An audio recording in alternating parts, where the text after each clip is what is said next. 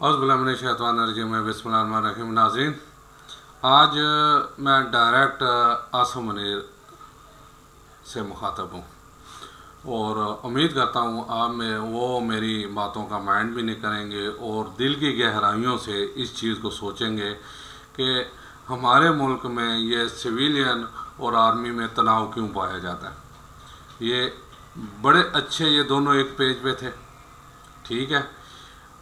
दिल की गहराइयों से जो है ना, अब भी मैं समझता हूँ पुरानी बातें छोड़े, अब भी अगर आप सर्वे करें तो मेरा ख्याल कहता है कुछ भी नहीं तो 80% लोग फ़ौज से, वो फौजी जो बॉर्डर पे खड़ा हुआ क्या कहते हैं अपनी जान हथेली पे रख के हमारी हिफाजत कर रहा है, लोग उससे दिल की गहराइयों से मोहब्बत करते हैं, प्यार करते हैं। लेकिन देखें, अब आपको भी सोचना चाहिए कि ज़ाहिर है आप भी इंसान हैं, ह्यूमन बीइंग हैं, गलतियां आपसे भी हो सकती हैं और गलतियां हुई हैं माजी में भी और माजी करीब में भी।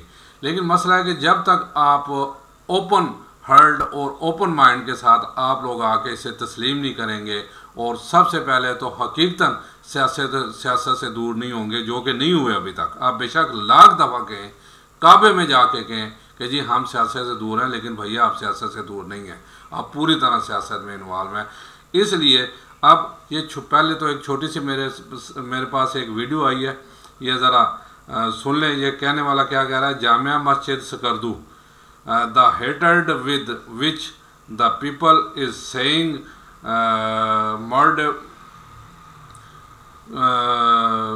To Asim Munir, what dignity and honor is now left for Pakistan Army, at what shameful stage have we put the country। अब ये मेरे पास वीडियो आई है जी, ज़रा मैं आपको दिखाने लगा हूँ ये वीडियो क्या है, तो फिर जो है ना ज़रा देखिएगा आप।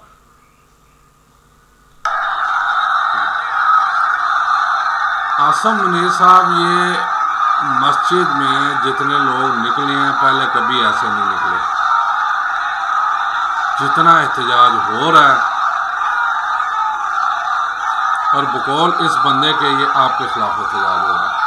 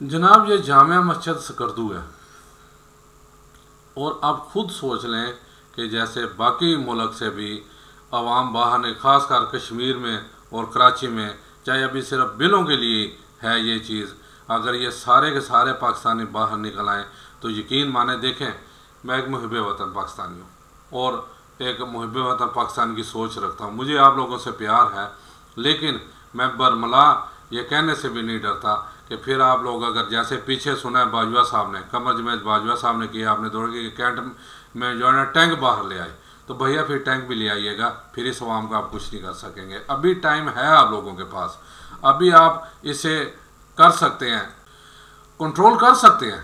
अभी इतना कोई बड़ा मसला ही हो, लेकिन असल मसला ये है कि अवामी मसाइल का हल।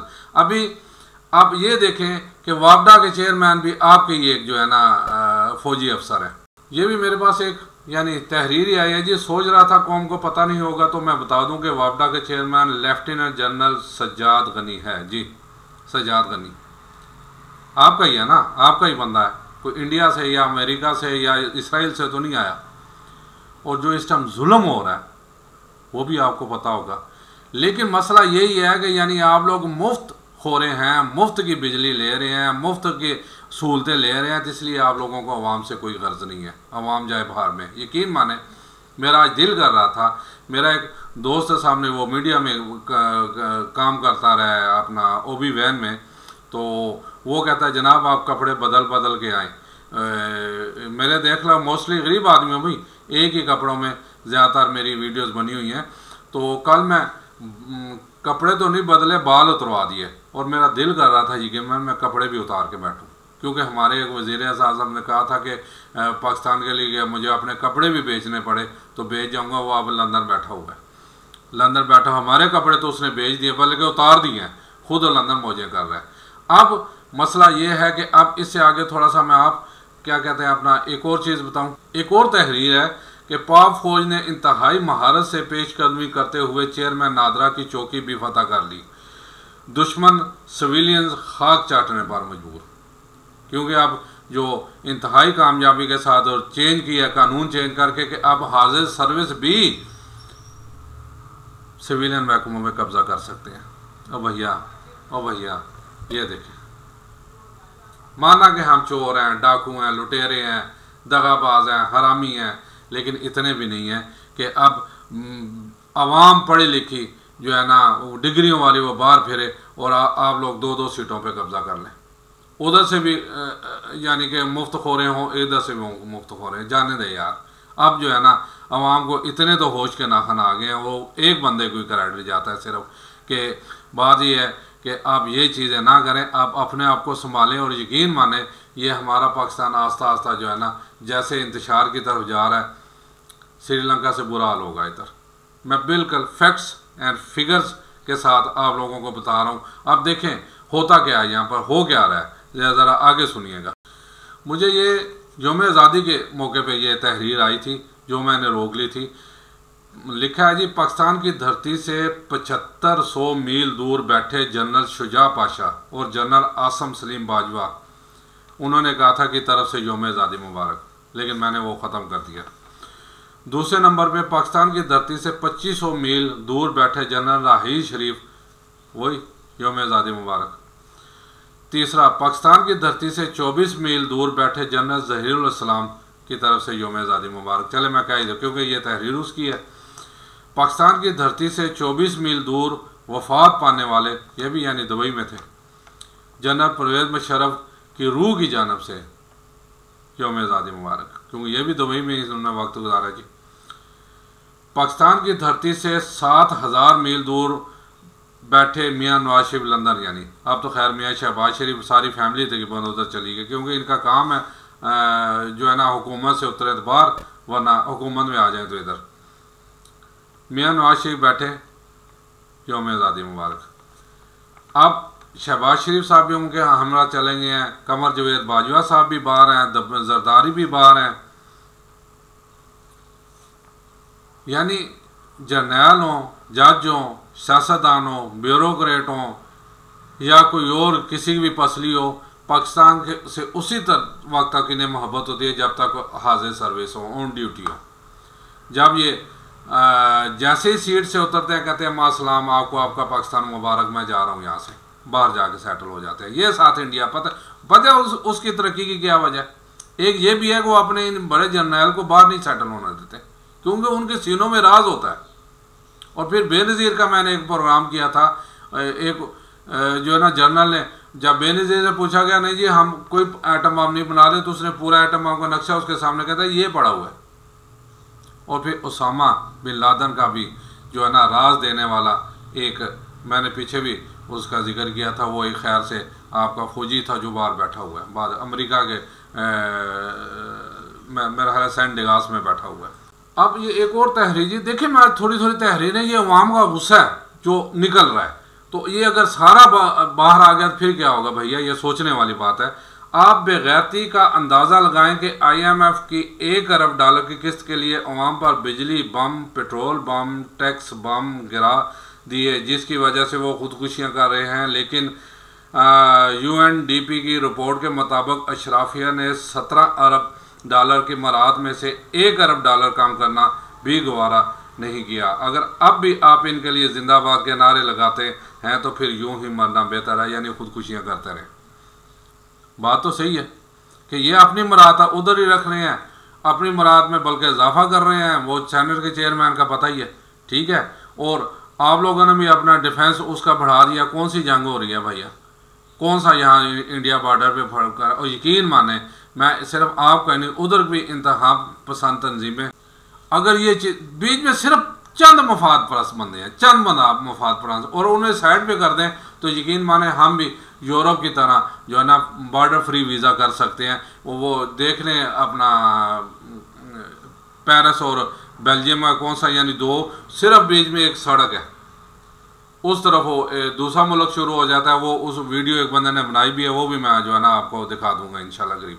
यानी लोगों ने अब लाने, और फिर कल मैं एक वीडियो देख रहा था, उसकी बस्तियों के बीच में से ऐसे लाइन करके बॉर्डर, लोग इतने यानी अब हो गए हैं कि भाई ये बॉर्डर कोई नहीं, अपने अवाम को सहूलतें दो। अब यही देखें ना, इंतहाई माज़ के साथ आसम मनीसा, मैं आपसे इसके मुखातब हूँ, आप एक पावरफुल मैन है इस टाइम, आप इससे पॉजिटिव काम भी ले सकते हैं अगर लेना चाहे तो। देखें अब साइफर एक हकीकत है, साइफर की हकीकत आने के बाद असूली, अखलाकी और कानूनी तौर पर अब चीफ जस्टिस को चाहिए कि साबिक आर्मी चीफ कमर जावेद को गिरफ्तार करके उसके खिलाफ गद्दारी का केस शुरू किया जाए। अगर नहीं कर सकते तो फिर तमाम अदालतों के बाहर लगे तराजू को उतार कर सब्जी फरोशों में तकसीम कर दिए जाएँ, कम अज़ कम उनके काम तो आ जाएंगे। बात तो बिल्कुल ठीक है। भी पहले कह रहे थे साइफर है ही नहीं, ये झूठ बोल रहा है खान साहब, अब उसी साइफर पे उस पर केस बना दिया कि जनाब इसने गवर्नमेंट का जो है ना राज, भाई कहाँ राज लीक आउट किया, आपने मजबूर किया तो वो उन्होंने किया है ना,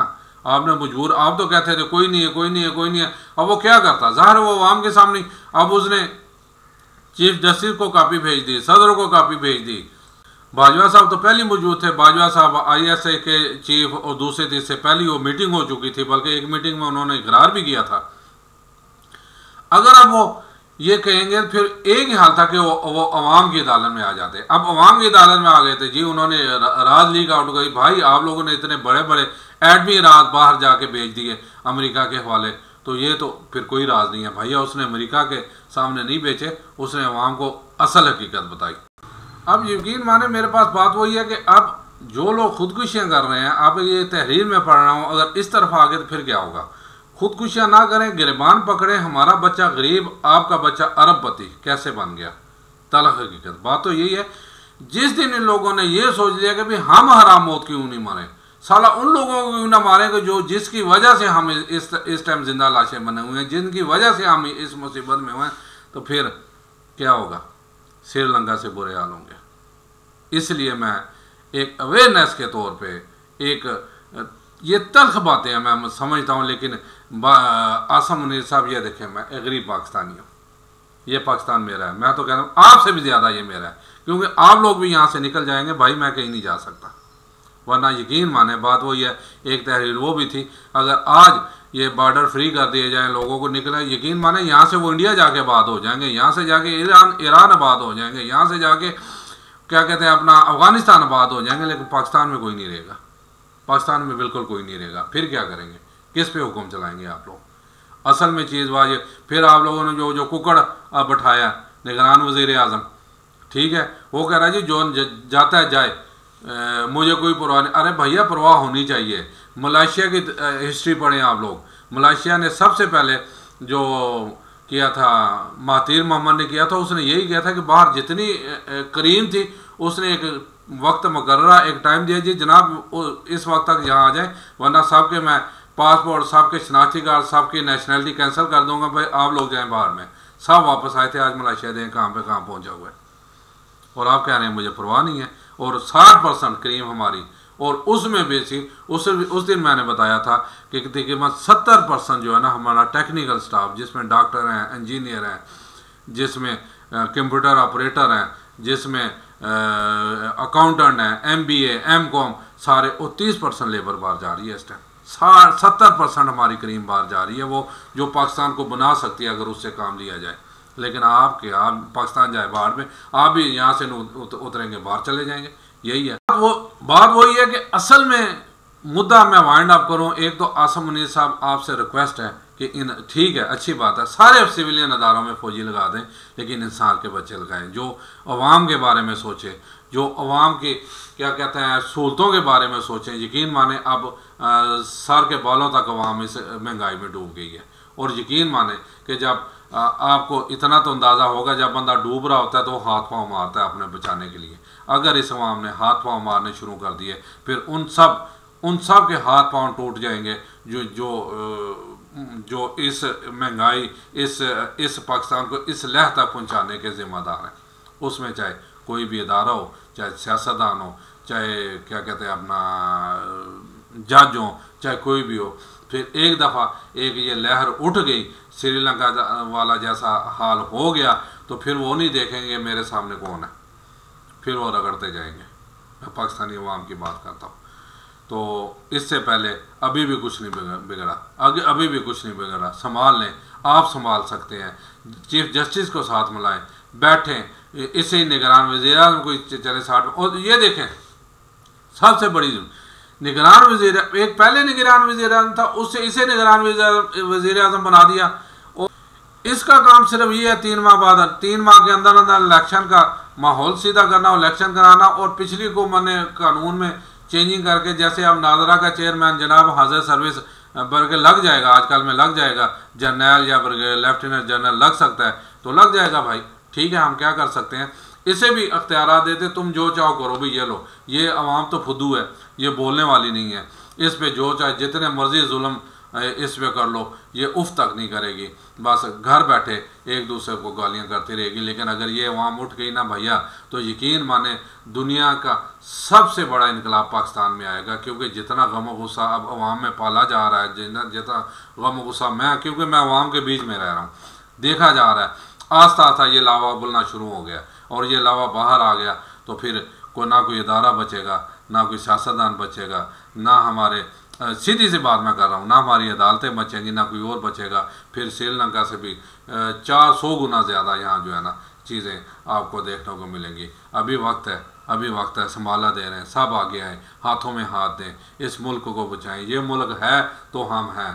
चीफ जस्टिस साहब, ये मुल्क है तो आप हैं। Chief of army staff Asim Munir साहब, ये मुल्क है तो आप हैं। वज़ीर आज़म साहब, ये मुल्क है तो आप हैं। यकीन माने आप जहाँ भी चले जाएं, आपकी नेशनलिटी पाकिस्तान की रहेगी, जहाँ मर्जी चले जाएं। तो फिर इस मुल्क को बचा लें भैया। उम्मीद करता हूँ जी मेरी वीडियो आपको पसंद आएगी। बहुत लंबी हो गई है, कमेंट्स बॉक्स में जाके ज़रूर कमेंट्स कीजिएगा। इजाज़त चाहता हूँ जी, अस्सलाम वालेकुम व रहमतुल्लाहि व बरकातुहू।